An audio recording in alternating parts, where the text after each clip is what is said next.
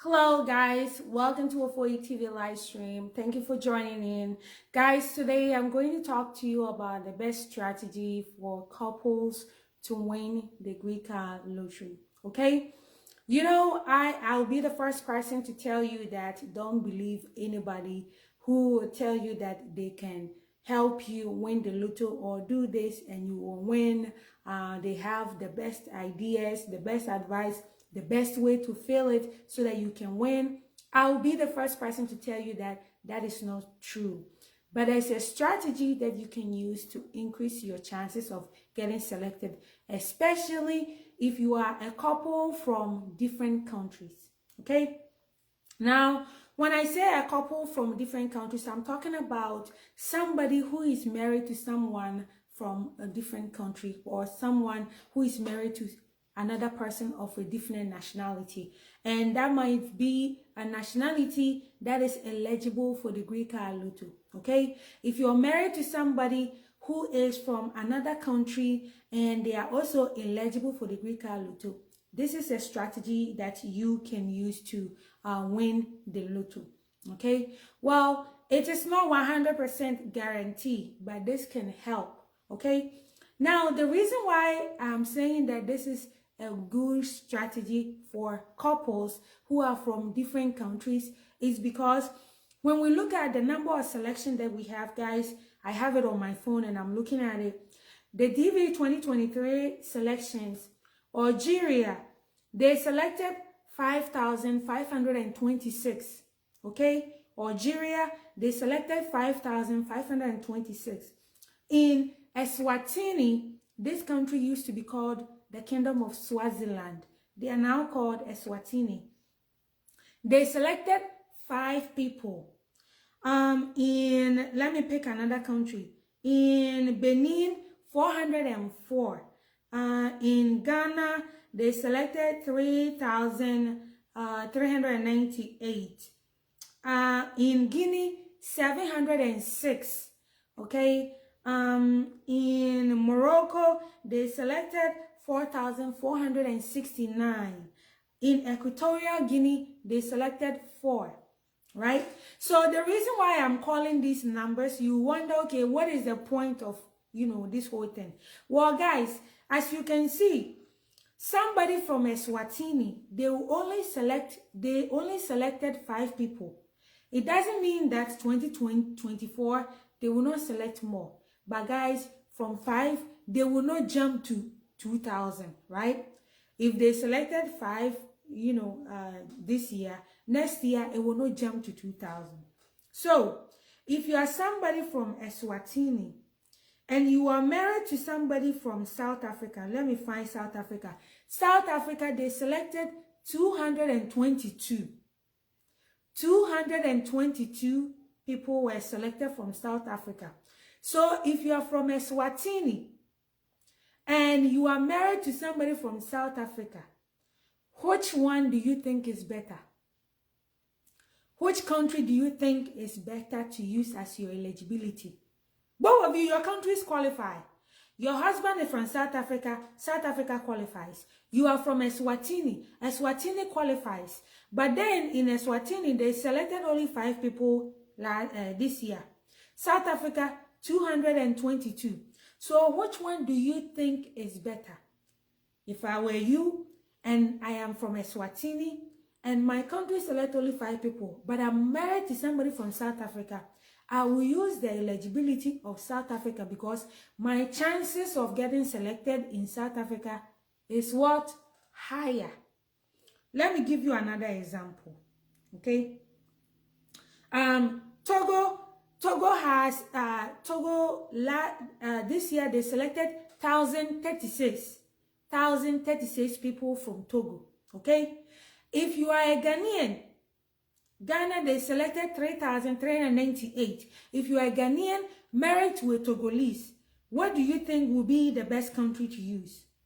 Ghana, because Ghana selected 3,398 people.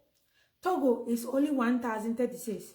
So if you are in Togo, your chances of getting selected is lower than in Ghana. All right? So sometimes it is about strategy.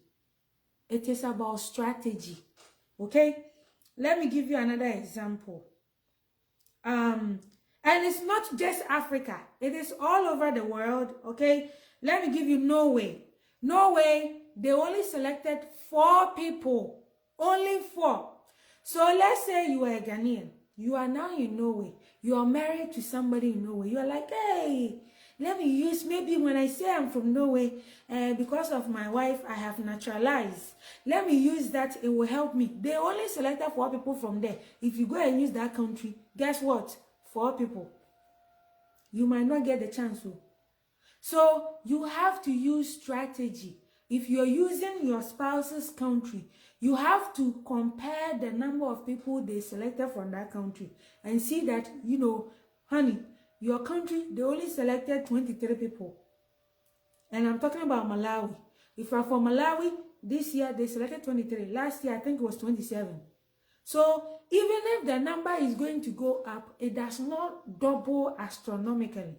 Okay? So if I were you, I will use strategy. If your country selects more, if one country selects more than the other, and your spouse is from one country, you have to compare the numbers and pick the one that will favor you. Obviously, you want the country that selects more people because your chances are higher. If you are from Algeria and your spouse is from, let me see, if your spouse is from Eritrea, okay, Eritrea, they selected 376.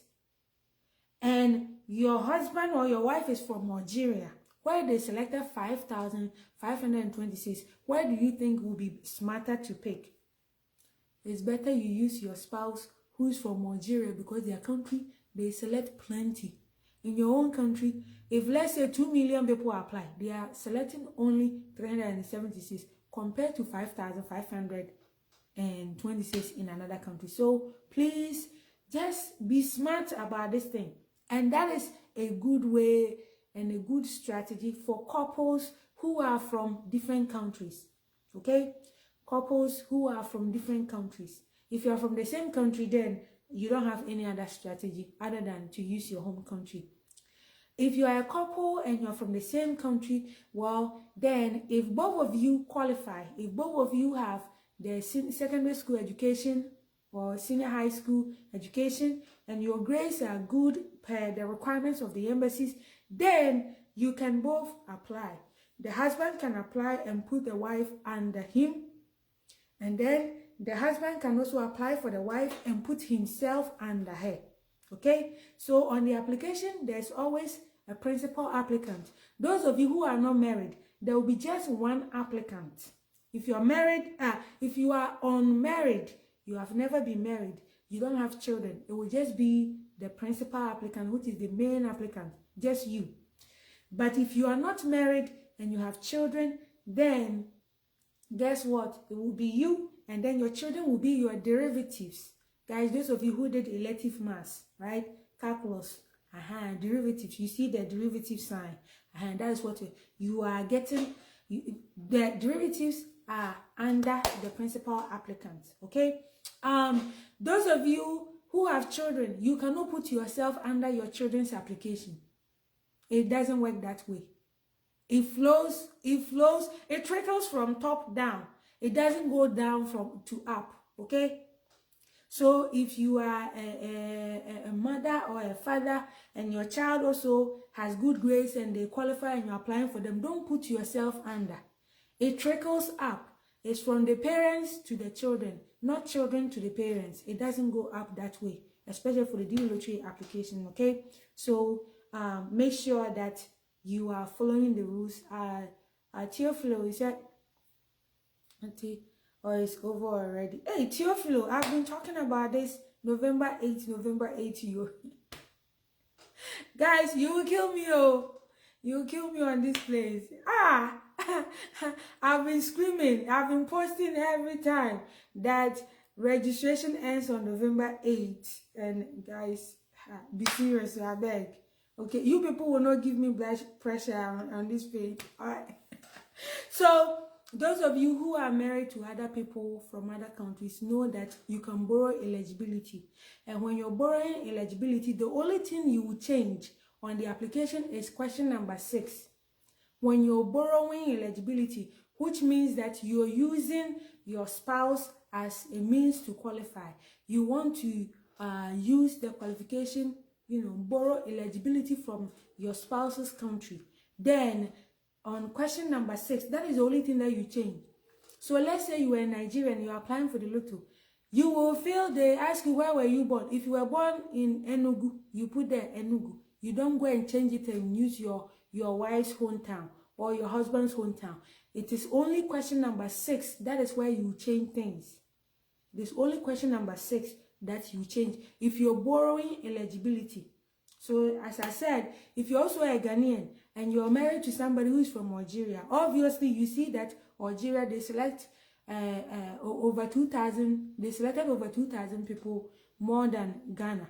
So if you're married to an Algerian, what do you think might be the best option?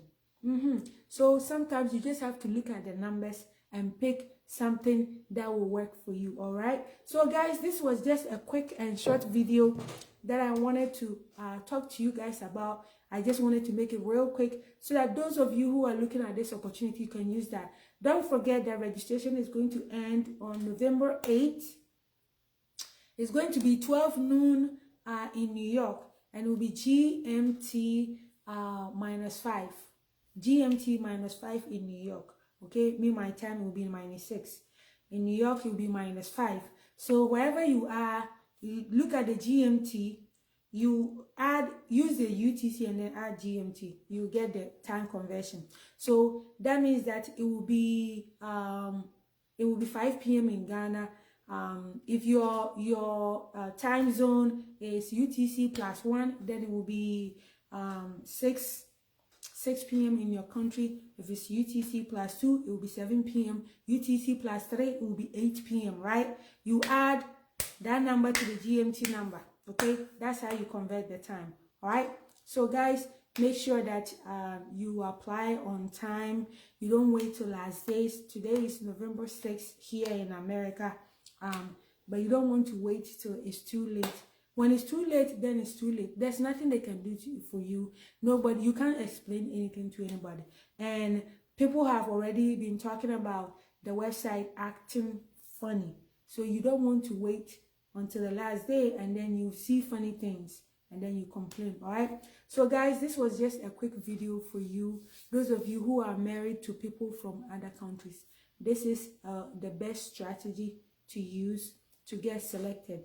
You have to go with the spouse whose country has a larger selection number over the years. Okay, all right, so guys, thank you so much for your time. I love you, and I'm going to work on other videos to make sure that tomorrow we're ready for things that are yet to come. All right, thank you guys. I'll see you tomorrow. Love you. Tomorrow evening I might have a live video with